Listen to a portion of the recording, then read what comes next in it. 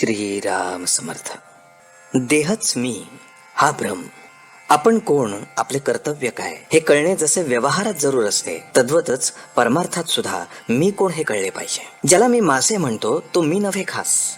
माझा देह म्हटल्यावर मी त्याहून निराळाच नव्हे का? देहाला ताप आला तर मला ताप आला, देह वाळला तर मी वाळलो असे म्हणतो हीच चूक, हाच भ्रम. वास्तविक देहाहून वेगळा असूनही देहच मी अशी भावना केली, म्हणून मी सुख दुःख अनुभवू लागलो. दुःख नको सुख हवे असे मला वाटते. याचा अर्थ माझे मूळचे स्वरूप हे नित्य सुखरूपच असले पाहिजे. नदीच्या पात्रातले पाणी आणि तिथूनच भांड्यात आणलेले पाणी दोन्ही एकच. पण भांड्यातल्या पाण्याला चव किंवा स्वाद निराळाच येत असेल तर भांड्यात घाण आहे असे आपल्याला समजते. तसे सुखरूप असणाऱ्या आत्म्याचाच अंश असलेला जीव दुःखरूप झाला, याचे कारण देहसंगती.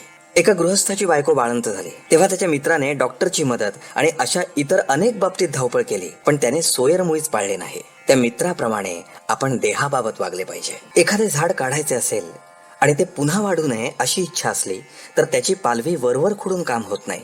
त्याच्या मुळाला पाणी घालणे बंद केले पाहिजे. तद्वतच संसार रूपी वृक्षाला आम्ही अभिमानाचे पाणी वारंवार घातल्यामुळे तो इतका फोफावलाय. तो अभिमान नष्ट केला पाहिजे. मी कर्म केले हा भ्रम टाकून दिला पाहिजे. खरा करता ईश्वर असताना जीव विनाकारणच मी करता असे मानतो. कर्तृत्व आपल्याकडे घेतल्यामुळे जीव सुखदुःख भोगतो. तेव्हा मी करता नसून राम करता ही भावना वाढवणे हीच खरी उपासना होय. आपल्या आयुष्यात ज्या ज्या गोष्टी घडतात त्या सर्व भगवंताच्या इच्छेनेच घडतात अशी पूर्ण खात्री झाली की मग सुखदुःख उरत नाही. ज्याची अशी खरी निष्ठा आहे त्याचे तेज काही निराळेच असते. अशा माणसाला अचल समाधान लाभते. किंबहुना हेच साधुत्वाचे मुख्य लक्षण जाणावे. हे आपल्या अंगी यावे म्हणून साधनाची सर्व खटपट चालते.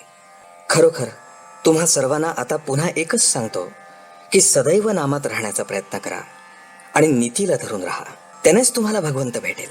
परमार्थात नीतीला, शुद्ध आचरणाला फार महत्व आहे. जो शुद्ध मनाने परमेश्वराचे चिंतन, नामस्मरण करतो त्याला सहाय्य करायला परमेश्वर सदैव तत्पर असतो. आपण त्या परमेश्वराला शरण जाऊन त्याच्या नामाचे प्रेम मागूया. दीनदयाळ भक्तवत्सल परमेश्वर कृपेचा वर्षाव करेल याची खात्री बाळगा.